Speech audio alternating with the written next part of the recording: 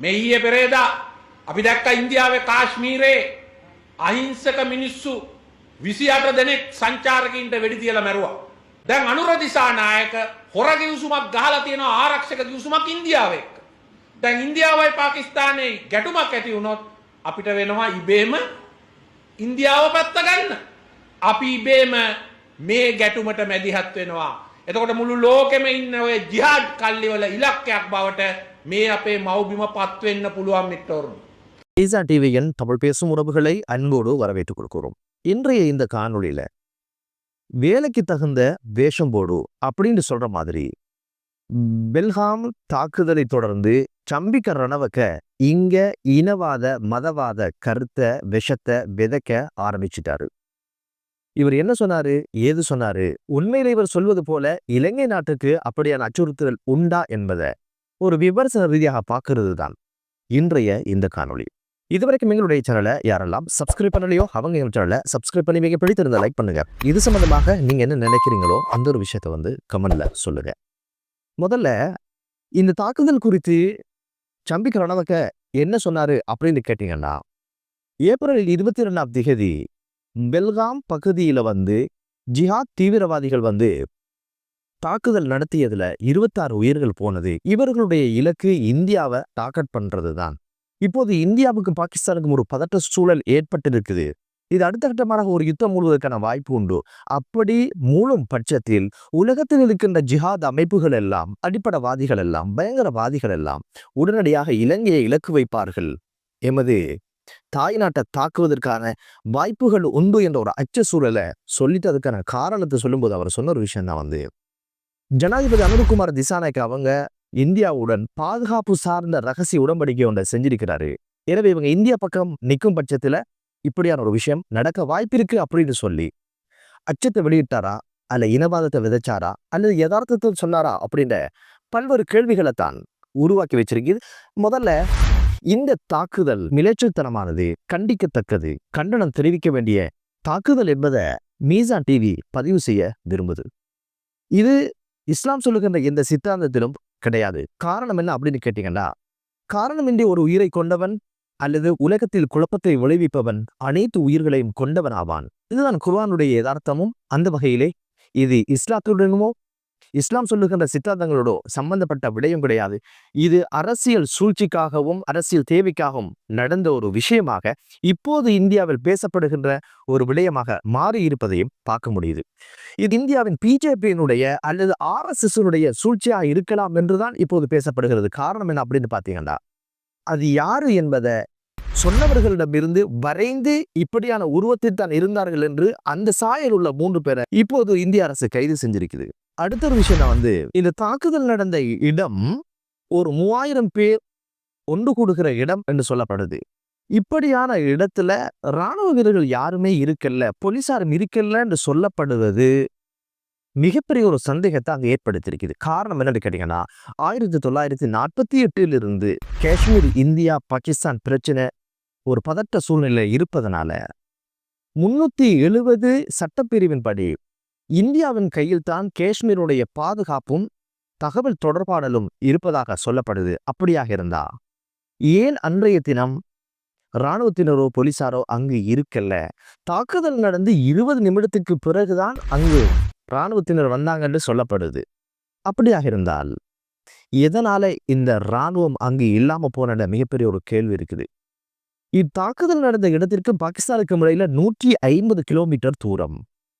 பல வருடங்கள் யுத்த சூழல்ல இருந்த கெடுபடியோடு இருக்கிற பகுதியில ஆயுதத்தோடு அவங்க எப்படி இதுக்குள்ள வந்தாங்க, அல்லது இவங்க எங்க வாழ்ந்தாங்க, ஈஸ்டர் தாக்குதல் ஒன்று இலங்கையில் நடக்க போகுது அப்படின்னு தெரிஞ்ச இந்தியாவுக்கு எதனால இப்படியான ஒரு தாக்குதல் நடக்க போகுதுன்ற ஒரு விஷயம் தெரியாமல் போனது. அடுத்த ஒரு விஷயம் தான் சவுதிக்கு பயணமான பிரதமர் அவங்க இதுவரைக்கும் காஷ்மீருக்கு போகல. அவர் அரசியல் செய்ய ஆரம்பிச்சிருக்கிறாரு, அரசியல் மேடைகளை பேசிக்கொண்டிருக்கிற அந்த விமர்சனம் சொல்லப்படுது.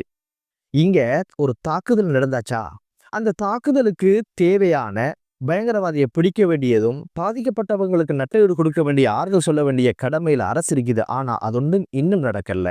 இங்க நடந்தது எல்லாமே பாகிஸ்தானுடன் யுத்தம் செய்ய போகிறோம், அவங்களோட உறவை முடித்துக் கொள்கிறோம், அவங்களோட செய்கிற ப்ரொஜெக்டை நிப்பாட்டியாச்சு, உடனடியாக 48 மணித்தியாலத்துக்குள்ள பாகிஸ்தானிகள் இந்தியாவிலிருந்து வெளியேறணும் என்ற பல்வேறு விஷயங்கள் தான் அங்கு பேசப்பட்டதும் முடிவுகள் எடுக்கப்பட்டதாகவும் தெரிய வருது.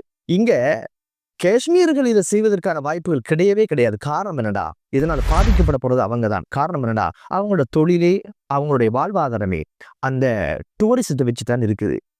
இப்படியான ஒரு தாக்குதலால பாதிக்கப்பட போறது அவங்க என்பது புரியாமல் அதை அவங்க ஒரு நாளும் செய்ய போறது இல்லை.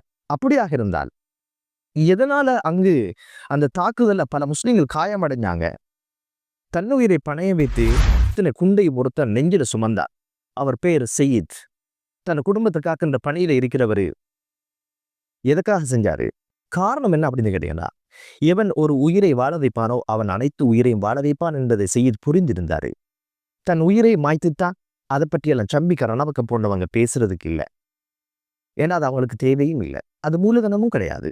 அங்கிருந்தவர்களை குத்துயிராய் கொலையுயிராய் இருந்தவர்கள் எல்லாம் கீழே இறக்கியது அங்கிருந்த முஸ்லிம்கள் என்று சொல்லப்படுது. 370 என்று சொல்லப்படுகின்ற சிறப்பு அந்தஸ்தை 2019 நீக்கிறாங்க. 2023 பிரமாண பத்திரம் என்ற கோர்ட்ஸுக்கு கொடுக்குறாங்க. அதுல என்ன சொல்றாங்க அப்படின்னு கேட்டீங்கன்னா, கடந்த 4 வருஷமாக பயங்கரவாதிகளோட அச்சுறுத்தல் கிடையாது, முதலீடுகள் செய்ய முடியும், வெளிநாட்டு முதலீட்டாளர்கள் இங்க வராங்க, அது சுமூகமான ஒரு நிலையில பயணிக்குது, பயங்கரவாத அச்சுறுத்தல் எதுவுமே இல்லை என்ற ஒரு அறிக்கையை கொடுத்த பிஜேபி மத்திய அரசு இப்போது ஒரு பயங்கரவாதி உள்ள வந்து சுட்டான்னு சொல்றதுல என்ன நியாயம் என்பதுதான் தெரியாது. இதை நம்பித்தானே மக்கள் அங்க போனாங்க. அப்படியாக இருந்தால் அவங்களுக்கு பாதுகாப்பு கொடுக்க வேண்டியது யார் பொறுப்பு? எதற்காக அந்த அறிக்கையை கொடுத்தீங்க? அப்படியாக அந்த அறிக்கை சொல்வது உண்மையாக இருந்தால் இது யாருடைய செயல்? அல்லது பயங்கரவாத தாக்குதலுக்கான சாத்தியப்பட அங்கிருந்தால் இதற்காக அறிக்கை கொடுத்தீங்க, யாரை ஏமாத்த? இப்படின்னு பல்வேறு கேள்விகள் எழும்புறதுனால இந்த தாக்குதலுக்கு பின்புலமாக அரசியல் சூழ்ச்சி தான் இருக்குது என்ற பேசுபொருளாக இருக்கிற நேரத்துல எதனால சம்பிக்கிற ரணவக்க இப்படியான ஒரு கருத்தை இங்க விதைக்க ஆரம்பிச்சாரு அப்படின்றதுதான் இப்பொழுதும் மக்களிடையே இருக்கின்ற கேள்வி. உண்மையிலே இது போன்ற ஒரு தாக்குதல் நடக்கும் பட்சத்தில் ஒரு யுத்த சூழல் மூண்டால் இலங்கையை பாதிக்குமா அப்படின்னு கேட்டா, வரலாறு ரீதியாக நாங்கள் பார்த்தோமாக இருந்தால் பாகிஸ்தான், காஷ்மீர், இந்தியா இந்த பிரச்சனை கிட்டத்தட்ட சுதந்திரத்துக்கு பிறகு 1948 இருந்து தொடங்கிய பயணம். பாகிஸ்தானுக்கும் இலங்கைக்குமான ராஜதந்திர உறவுகள் பல்வேறு உடன்படிக்கைகள் கைச்சாத்திடப்பட்டிருக்குது. அது கிட்டத்தட்ட 1947 இருந்து தொடங்குது. இந்தியாவுக்கும் இலங்கைக்குமான உறவு எடுத்து பார்த்தீங்கன்னா 2500 ஆண்டுகள் பழமை வாய்ந்ததாக பார்க்கப்படுது. இதுக்கிடையில 1948 இருந்து இன்று வரைக்கும் கிட்டத்தட்ட இந்தியா பாகிஸ்தான் யுத்தம் என்று சொல்லி 3 நடந்திருக்குது. சொல்லாம கொல்லாம ஒரு யுத்தம் நடந்திருக்கு. மொத்தமாக கிட்டத்தட்ட பாரிய யுத்தங்கள் பார்த்தீங்கன்னா 4 யுத்தம் நடந்திருக்குது. 30 தாக்குதலும் நடந்திருக்குது. இப்போதெல்லாம் இலங்கை நாட்டுக்கு எந்த பிரச்சனையும் வந்ததில்லை.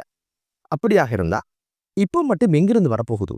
நீங்க சொல்ற மாதிரி உலகத்தில் இருக்கின்ற ஜிஹாத் அமைப்புகள் எல்லாம் இலங்கையை தாக்கட் பண்ணுமாக இருந்தா, பலஸ்தீன்ல இத்தனை வருஷமா யுத்தம் ஒன்று நடக்குது, எந்த ஒரு முஜாஹித் அமைப்புகள் அங்க போகலையே, யாராவது அரசு தேவைக்கு கூலிப்படைகளை வைத்து இயக்குவார்கள், அதை முஸ்லிம்கள் தள்ள போடுவார்கள் என்பதுதான் ஊடகங்கள் செய்கின்ற, வல்லரசுகள் செய்கின்ற சித்தாந்தமாக பார்க்க முடியுது.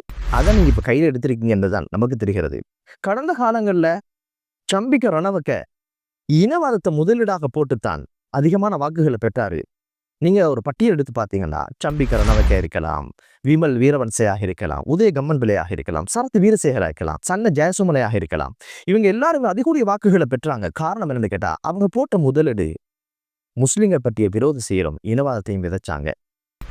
அதுல ஜிஹாத் ஒரு புத்தகம் எழுதினாரு. அந்த புத்தகத்தில் இருக்கப்படுகிற விஷமான கருத்துக்களை கொஞ்சம் திரும்பி பார்த்தீங்களாக இருந்தா, இவர் யாரு என்பது, இவருடைய அரசியல் நோக்கம் என்னன்றது புரிந்திருக்கும். 2090 ஆண்டாகும் பொழுது இலங்கை நாடு முஸ்லிம்கள் பெரும்பான்மையாக வாழுகின்ற ஒரு நாடாக மாறும் ஒரு விஷயத்தை சொல்லி சிங்களவர்களை பயமுறுத்தினாரு.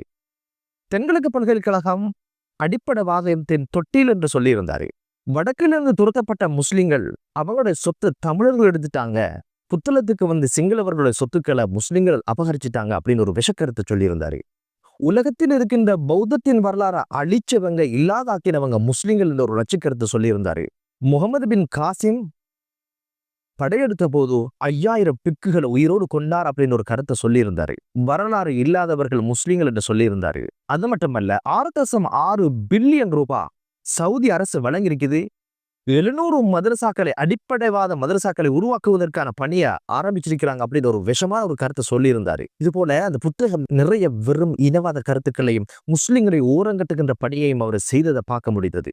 இந்த விஷயத்துக்கெல்லாம் இடையில சில ஆண்டுகளாக கொஞ்ச நாள் ஓஃப்ல இருந்தாரு. நாங்களும் யோசிச்சோம், இனவாதம் பேசலையே, மறந்துட்டாரா இல்ல தெரிஞ்சிட்டாரா அப்படின்னு யோசிக்கிற நேரத்துல தான் இந்த கருத்தை சொல்லியிருந்தாரு. பிறவி குணம் இல்லையா, அதை யாராலும் மாற்ற முடியாது. பாம்புக்கு பால் வார்த்தாலும் அது விஷத்தையே கக்கும் என்பது போல கொஞ்ச காலம் நடிச்சு கொண்டிருந்தாங்க என்பதுதான் தெரியுது. இப்ப அவங்களோட சுய ரூபத்தை வெளியில சொல்ல ஆரம்பிச்சிருக்கிறாங்க. என்னதான் இருந்தாலும் இந்த தாக்குதலை வச்சு இங்க அரசியல் செய்ய நினைக்கின்ற சம்பிக்க ரணவக்கேக்கும் அதே தாக்குதலுக்கு பின்புலமாக இருந்து அங்கு ஒரு அரசியலை செய்ய நினைக்கின்ற RSSக்கும் எந்த வித்தியாசமும் கிடையாது என்பதைத்தான் சம்பிக்க ரணவக்கோட வாயால சொல்லியிருக்கிறார் என்பது மீசான் டிவியினுடைய பார்வை. இனவாதத்தால நாடு அழிஞ்சது, இனவாதத்தினால நாடு நாசமா போச்சு என்பதெல்லாம் தெரியாமல் அல்ல. என்னதான் இருந்தாலும் தனக்கு தேவையான அரசியலை செஞ்சு கொள்ளணும் என்ற சுயநலம். மகன் இறந்தாலும் மருமகளுடைய தாலி அறணும் என்று சொல்வது போல நாடு எக்கேடு கிட்டாலும் எனது அரசியல் ஸ்திரமாகணும் அப்படின்னு ஒரு விஷயத்தை இப்போது சம்பிக்க ரணவக்க, உதயகம்மன் பில, சரத் வீரசேகர போன்ற இனவாதிகள் கையில் எடுத்திருக்கிறார்கள். இது போன்ற இனவாதிகளுக்கு மக்கள் தகுந்த பாடங்களை கடந்த காலத்தில் புகட்டியது போலும் மேலும் புகட்ட வேண்டும் என்ற ஒரு வேண்டுதலோடு இந்த தாக்குதலை இஸ்லாமும் முஸ்லிம்களும் வன்மையாக கண்டிக்கின்றனர் என்று கூறி மற்றொரு காணொளியிலே உங்கள் அனைவரையும் சந்திக்கும் வரை விடைபெறுகிறேன். நன்றி.